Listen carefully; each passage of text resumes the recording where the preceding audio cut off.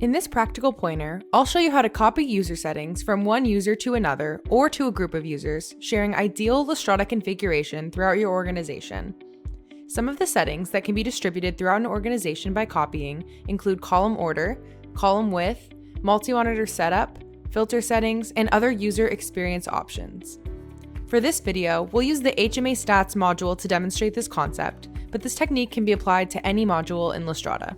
First, we'll make a setting adjustment that we will later copy over to another user setting. In this module, my remark on recipe column is empty because my organization doesn't use this field. When I scroll over, you can see that my article column is all filled out. Because I use that field more often, I want to switch the two to make article easier to access. To access my dialog settings, I'll right-click in this module. I'll click the bullseye icon and drag it over to the module I want to make changes to. Then, hit the three dots to open a list of all fields within this section of the module. I'll click Article, and then use this button to make my adjustments.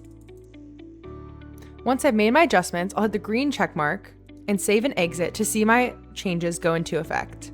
Now that I've made my desired change, we're going to copy it over to another user. Go back to dialog settings by right-clicking, and this time we'll use the copy button. Click OK, and it'll prompt me to select the dialog settings I want to be copied over to another user.